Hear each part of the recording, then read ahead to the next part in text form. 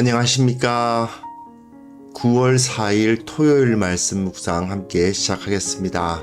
오늘도 주님께서 우리와 함께 하시고 말씀으로 하루를 시작하시기를 원하시는 귀한 성도님들 가정마다 섬기시는 교회마다 주님의 은혜가 충만하시기를 기도합니다. 무엇보다도 주님께서 우리를 사랑하시고 우리를 이끄신다는 사실이 내일 드려질 그 예배 가운데 온전히 우리의 마음에 확신이 되어서 우리 모든 것이 변화되는 그 놀라운 시간이 되었으면 좋겠습니다. 오늘 본문은 로마서 9장 30절에서 33절까지 말씀인데요. 말씀 자체가 굉장히 짤막합니다. 그리고 이 다음 내용에 들어가고 있는 것이 하나의 서두를 이루고 있는 부분인데 제가 10장 4절까지 다룰까 하다가 또 그러면 또 이상하게 본문이 여러 가지로 꼬이게 되더라고요. 그래서 그냥 오늘은 좀 짧더라도 이 본문 9장 30절부터 33절 그렇게 긴 시간이 걸릴 것 같지는 않습니다만은 이 짧은 본문을 통해서 말씀을 한번 묵상해 보고자 합니다. 그러면 다시 한번 주님께서 우리와 함께 하시고 우리를 깨닫게 하시기를 간구하면서 함께 말씀을 보도록 하겠습니다.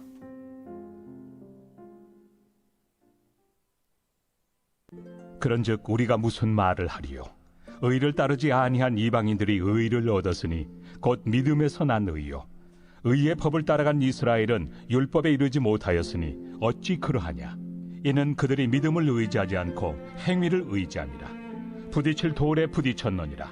기록된 바 보라, 내가 걸림돌과 거치는 바위를 시온에 두노니 그를 믿는 자는 부끄러움을 당하지 아니하리라. 함과 같으니라.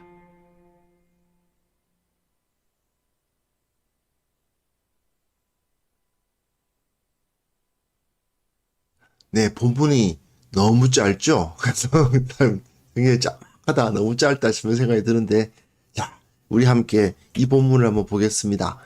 9장부터 11장까지의 내용은 결국 이스라엘의 문제입니다. 공동체, 이스라엘이 교회로 변화되는 그 과정을 바울은 이야기를 하고 있는데, 특별히 유대인들의 구원이 어떻게 되느냐에 대한 설명을 하고 있는 부분이라고 할 수 있죠.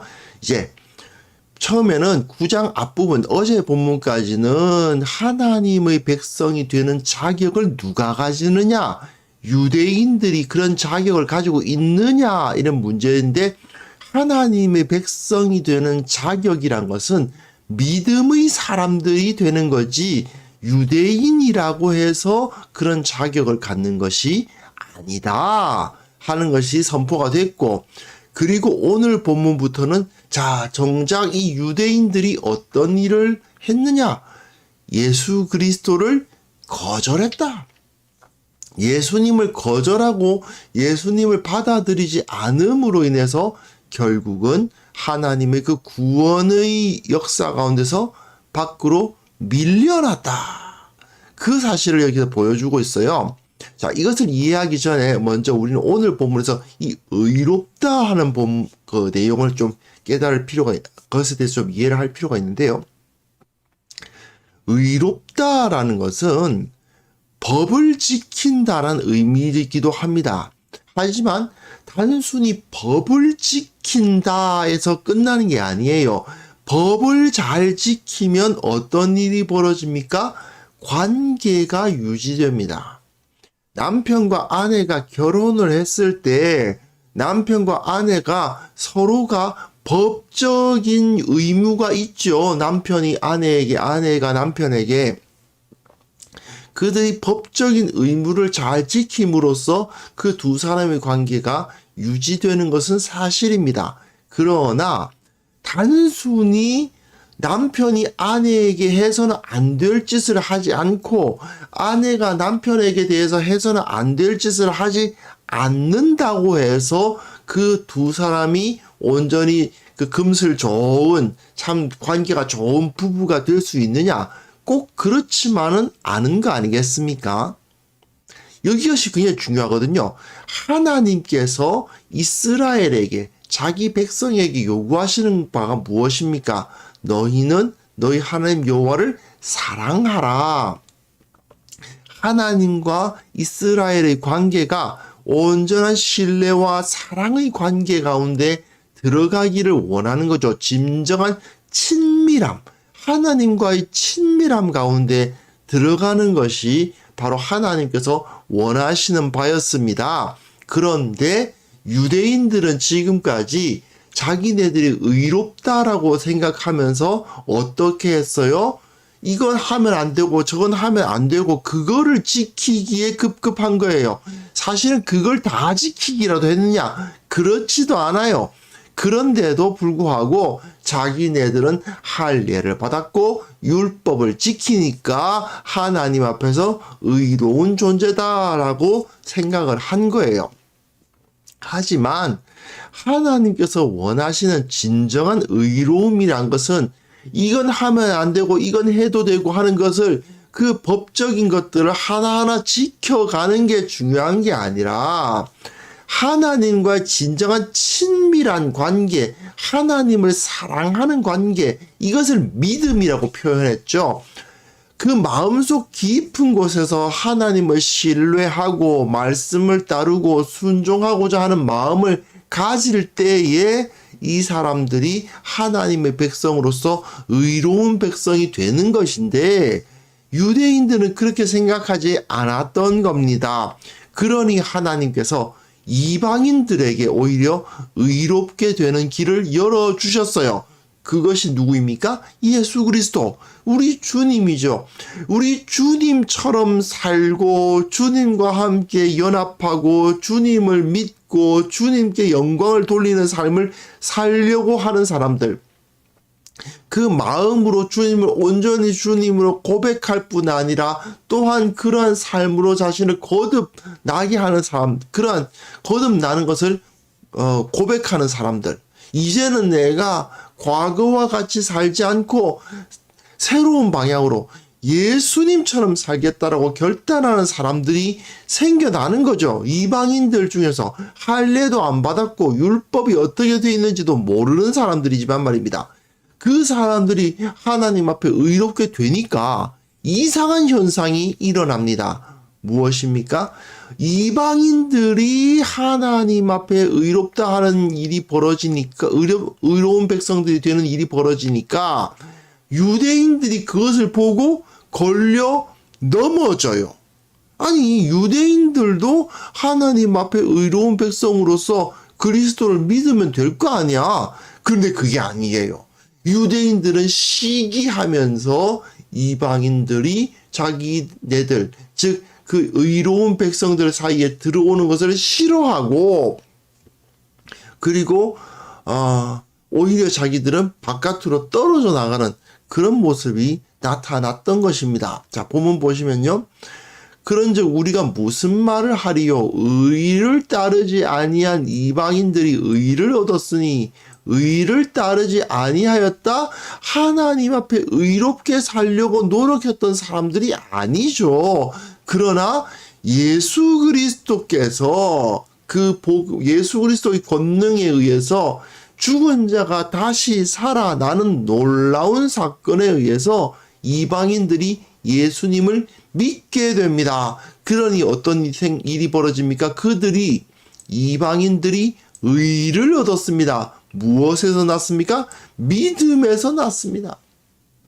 그런데 정작 이스라엘은 어떻게 했습니까? 의의 법을 따라간다고 했습니다. 우리는 의로운 길로 갈 거야 라고 했습니다. 그러나 정작 율법에 이르지 못하였습니다. 그 법을 자기네들이 온전히 따르겠다고 이야기했지만 못 따라갔다 이거죠. 이방인들은 법을 따르려고 하지도 않았지만 예수 그리스도를 믿는 믿음으로 말미암아 의롭다함을 얻었는데, 이 이스라엘은 예수님을 따르지 아니하고 의의 법을 따라서 율법을 따라가겠다고 했다가 정작 그 율법을 따르지 못하였고 그들이 믿음을 의지하지 않고 행위를 의지함이라. 무슨 소리예요? 그 내면에 있는 믿음을 통해서 주님 앞에 나아가려고 하지 않고 주님을 온전히 사랑하고 주님을 고백하는 마음으로 나아가려고 하지 않고 자기 행위, 자기들이 뭔가 의롭다고 우리가 이거 했다, 우리가 저거 했다라고 말하는 자기 행위를 의지하려고 했다는 거죠. 하나님을 의지하지 않은 거예요. 하나님의 긍휼을 의지하지 않고 내가 하나님을 전심으로 믿으면 비록 내가 부족하다 하더라도 비록 내가 주님 앞에 더럽다 하더라도 주님은 나를 사랑해 주실 거야.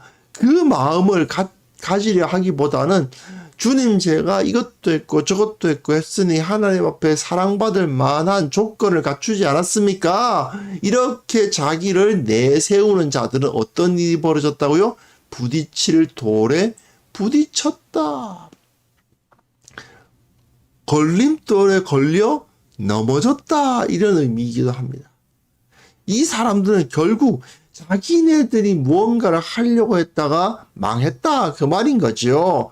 결국 그들은 하나님과의 언약 백성이 되지 못하게 되고 말았습니다. 이게 33절에서 이사야서와 사실 이사야서를 인용한 건데요. 다니엘서의 내용이 여기에 포함되어 있죠. 내가 걸림돌과 거치는 바위를 시온에 두노니 이렇게 해놨습니다. 그런데 사실 이사야서에는 보라 내가 한 돌을 시온에 두어 기초를 삼았다라고 되죠.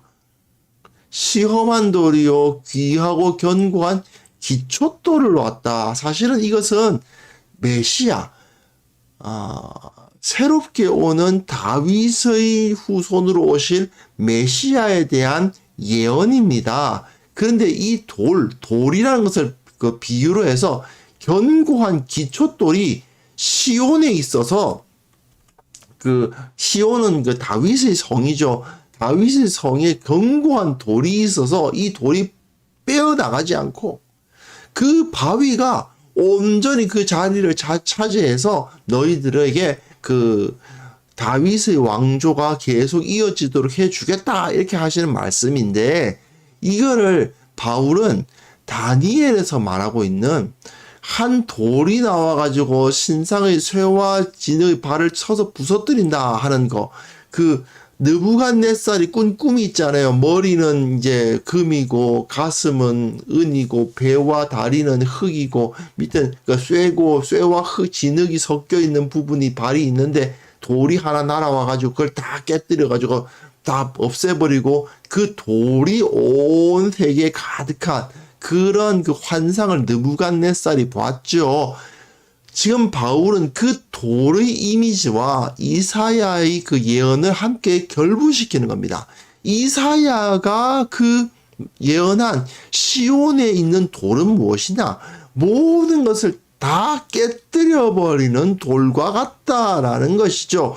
결국 예수 그리스도의 십자가는 어떤 의미를 가지고 있습니까?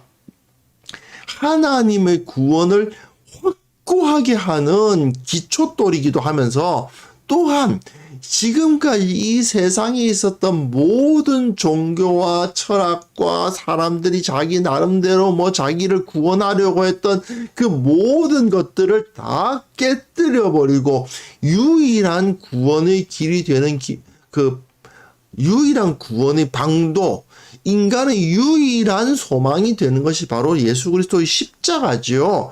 바로 그 십자가가 여기에 주어진다는 것입니다.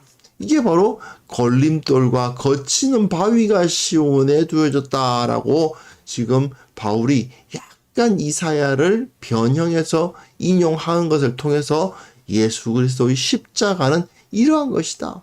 그런데 저 유대인들은 그 돌 위에 서서 그 돌의 확고함 위에 서서 하나님의 사랑을 받으려고 하지 않고 오히려 그 돌에 걸려 넘어지고 말았다 라고 지금 바울은 이야기를 하고 있습니다. 오늘 본문은 여기까지입니다. 그러다 보니까 조금 좀 짧죠. 근데 우리가 오늘 이 본문을 통해서 생각해야 될 것은 역시 지금까지 한 이야기를 요약하는 것입니다. 하나님께서는 우리의 중심을 보시고 외모를 보지 않으십니다. 우리가 겉으로 뭔 행위를 하고 내가 무슨 뭐 직분을 가지고 내가 뭐 교회에다가 얼마만큼을 헌금하고 뭐 그런 것을 통해서 하나님의 백성이 되느냐 안 되느냐가 결정되는 것이 아닙니다. 결국 하나님께서 우리에게 원하시는 것은 우리 마음속 깊은 곳에 있는 참된 믿음이 있느냐, 그걸 바라본다는 거죠. 유대인들은 하나님의 주님의 가르침대로 실천하지 않으면서도 자기네들은 이런 규례 저런 규례 만들어서는 그 규례들을 다 지키고 있으니 의롭다고 말하고 있는 것입니다. 결국 무엇입니까? 성경이 가르치고 있는 바는 제대로 순종 안 하면서 고르반 같은 거 말입니다. 정작 성경이 가르치지도 않은 여러 가지 규례들을 만들어 놓고는 그거를 지킨다고, 그걸 지키니까 자기는 의롭다고 그렇게 말하고 있는 경우가 굉장히 많죠. 뭐 예를 들어서 뭐 이런 거 아닙니까? 예배당에 뭐 청바지 입고 오면 안 되고, 뭐 주일날 돈 쓰면 안 되고, 주일날 뭐 버스도 타면 안 되고, 뭐 이런 거, 그런 거 하나하나 만들어 가지고는 우리가 내가 이런 거 다 지키면서 산다, 이렇게 자기 자신 내세우는 거 말입니다. 그런 것이 유대인들의 모습인 것입니다. 그러나 이 사람들은 결국 그것을 통해서 자기들이 의롭다고 생각했지만 정작 저들은 의로워질 수 없었습니다. 다시 한번 말씀드리지만 의롭다는 것은 주님과 가까워지는 것입니다. 사람과 사람이 가까워질 때도 규정을 지키는 것으로 친밀해지지 않잖아요. 그 마음과 마음을 열고 서로 대화하고 가까이 나아가고 어떻게 해서 서로의 마음을 이해하려고 노력하는 그 노력을 통해서 가까워지는 거 아닙니까? 하나님과 가까워지는 것도 마찬가지죠. 우리는 예수 그리스도를 믿음으로 말미암아 예수님이 어떻게 사셨는가를 보고 예수님처럼 살아보려고 노력하다 보면, 그렇죠, 예수님을 본받으려고 한번 해보세요. 하나님이 가까워질 수밖에 없습니다. 내 삶을 어떻게든 예수님 가까이 나아가고 예수님 닮겠다고 노력하지 않습니까? 그런데 어떻게 하나님과 가까워지지 않을 수가 있겠습니까? 바로 그것이 우리들의 삶의 원칙입니다. 하나님을 사랑하고 이웃을 사랑하고 주님을 닮으려고 노력하고, 그게 이제 우리의 구원의 길인데, 근데 그게 아니라 술 담배 하면 안 되고 말이죠. 뭐 이제 헌금은 얼마씩 바쳐야 되고, 주일날 지각하면 절대로 안 되고, 뭐 이제 옷은 어떻게 입고 와야 되고, 뭐 그런 것들 말입니다. 그런 것들을 잘 지켰다고 해서 내가 구원을 받을 것이다, 아니죠. 그런 것이 아니지 않습니까?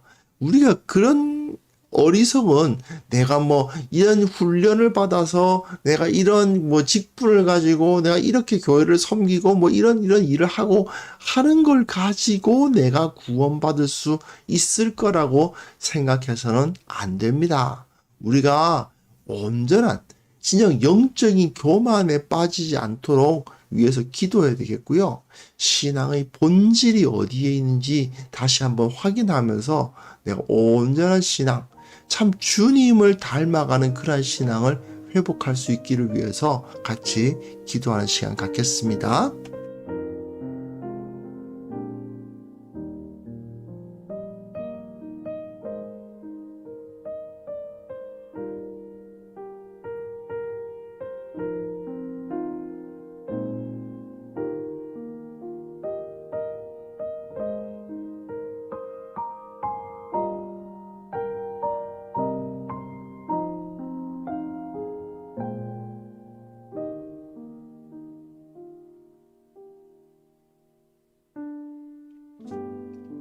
거룩하신 하나님 아버지, 내가 영적인 교만에 빠져서 나는 구원을 받았다고, 나는 하나님의 백성이라고 어리석은 확신을 가지고 있지는 않은지 돌아보게 하여 주옵소서.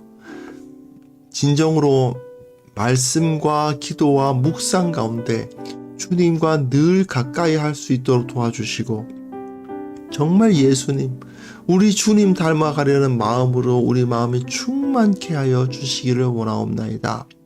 주님, 이것이 본질일진데 이 본질을 잊어버리고 교회 생활하면서 껍데기만 가지고 신앙생활을 하면서 나는 구원받았다고 생각하는 그런 어리석은 모습 우리에게는 절대로 나타나지 않도록 도와주옵소서. 혹시 이 땅의 교회 가운데 성도들 가운데 그런 껍데기 신앙에 의지해서 주님을 멀리 떠난 자들이 있습니까? 주님께서 그들을 깨우쳐 주시고 돌아오게 하여 주시기를 원하옵고 바랍니다.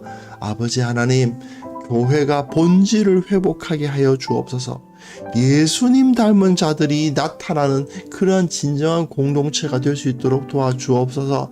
이 세상에 가난하고 연약한 자들, 소망을 잃은 자들에게 빛을 던지는 공동체가 되게 하여 주시고, 이 세상이 어디로 나아가야 할지 참으로 올바른 방향을 제시하는 참된 하나님의 백성들이 될 수 있도록 주께서 우리와 함께하여 주옵소서. 주님, 참으로 함께 모여 예배하기 어려운 시대가 계속 진행되고 있습니다. 어렵지만 그럼에도 불구하고 주님께서 우리가 흩어져서 드리는 예배 가운데서도 영광 받으시기를 구하나이다. 우리의 예배 가운데 함께 하시고 온라인으로 드려지든 소수의 사람들이 모여서 예배하든 그 모든 예배 가운데서 예수 그리스도의 영광, 주님의 사랑이 나타날 수 있도록 도와주옵소서. 내일 거룩한 예배를 드리기를 원하오니 오늘 이 예배를 준비하는 우리 모두가 다 될 수 있도록 도와주시기를 원하옵고, 오늘도 우리에게 승리의 소식을 주시고 감사의 제목을 주시고 찬양의 이유를 주옵소서. 예수 그리스도의 이름으로 기도합니다. 아멘.